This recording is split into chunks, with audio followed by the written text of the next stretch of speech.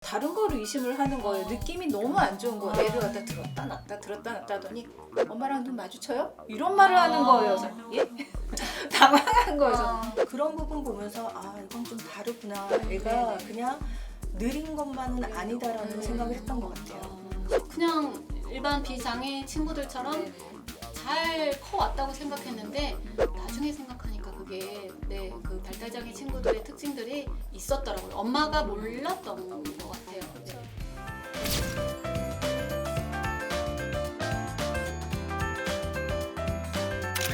발달장애인 가족들과 함께하는 채널 우리 아이 연구소. 발달장애 빨리 치료할수록 좋다고 들었어요. 하지만 경계성 발달장애의 경우 빨리 알아차리기가 쉽지 않은 것 같은데요. 우리 발달장애 아이들의 대표적인 특징은 무엇일까요?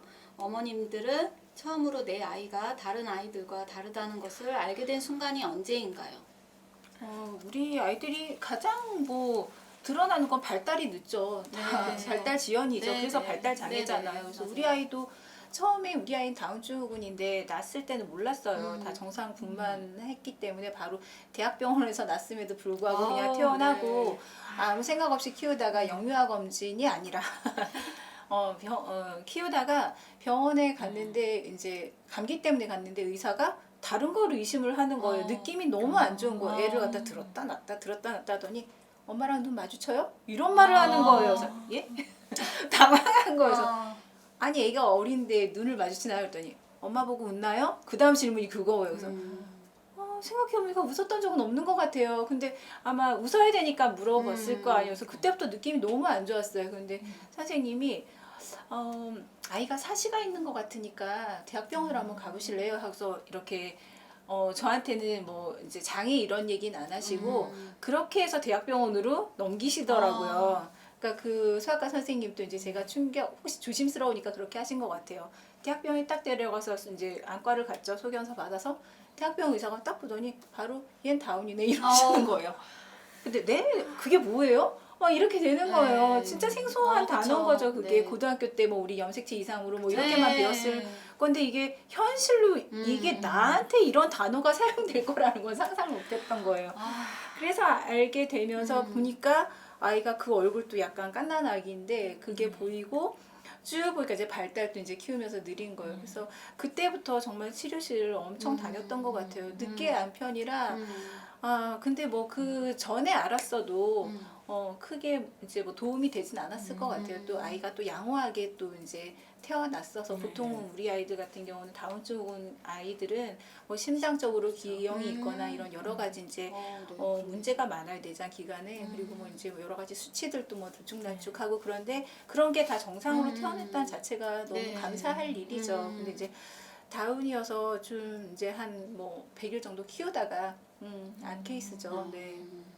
보통 이제 자폐를 보면 눈 마주침이 안 되고 네, 맞아요. 안 웃고 아까 네. 연수 네. 어머니한테 물어보셨던 그 네. 내용이 바로 적용이 되는데 네. 저는 저희 아이는 저보고 웃었거든요. 맞아요. 저도 맞아요. 저보고 웃었고 그리고 모방이 안 된다고 하는데 네. 테이프를 이렇게 뜯는 거 모방도 하고 네네. 그래가지고 저는 되게 헷갈렸어요. 저는 이제 학교를 다닐 때 자폐에 대해서 네. 배우기도 했었는데 물론 그 내용 이론적으로 배웠던 게 제 아이한테 적용은 그쵸. 안 되더라고요. 그게 계속 그거와 아닌 것들이 계속 눈에 밟히는 거죠. 그래서 아닐 거야 이렇게 했는데 이제 결정적으로 이제 알게 된 거는 한 3살 정도 되면 보통 1살 정도 되면 그때부터 말이 시작하잖아요. 옹알이를. 저희 아이는 옹알이를 한 7, 8개월부터 시작했거든요.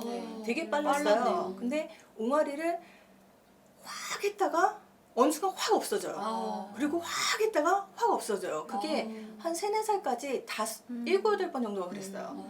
그렇게 하는데 말이 계속 못하는 거죠. 말을 네. 못하고 현수야 불러도 전혀 반응이 없고 그리고 가장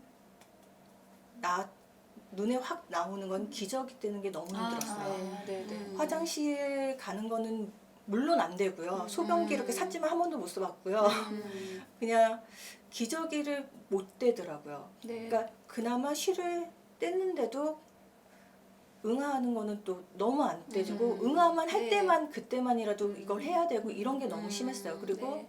새로운 장소에 가면 무조건 겁에 질려서 못 들어가고 네네. 그런 부분 보면서 아 이건 좀 다르구나. 애가 네네. 그냥 느린 것만은 네. 아니다라는 생각을 했던 것 같아요. 네. 서로는 서로는 그냥 일반 애인 줄 알았고 네. 정말 학습적인 것도 뭐 음. 단어는 많이 알았거든요. 두 단어 네. 연결이 정말 6세에 가까이 돼서 나왔지만 음. 단어는 또 알았던 것 같아요. 근데 눈에 띄었던 건 영유아 검진을 한 번도 빠지지 않고 했기 때문에 언어가 어느 순간 딱 뜨더라고요. 네. 네. 언어가 지연이라는 게 떴었고 음. 또 걸음이 좀 늦어가지고 네네. 16개월 다 돼서 걸었거든요. 근데 소아과 선생님은 남자아이들 같은 경우는 16개월에도 걷는다고 하더라고요. 그래서 안심을 했어요. 네. 네, 안심하고 그냥 그런가 보다 그냥 지켜보면 네네. 되겠구나라고 생각했는데 어느 순간 이제 이모한테도 얘기 네. 듣고 아이가 눈 마주침이 없다는 걸 좀 네네. 느껴졌고요. 그러니까 발달장애 친구들 뭐 눈 마주침에 안 네. 되고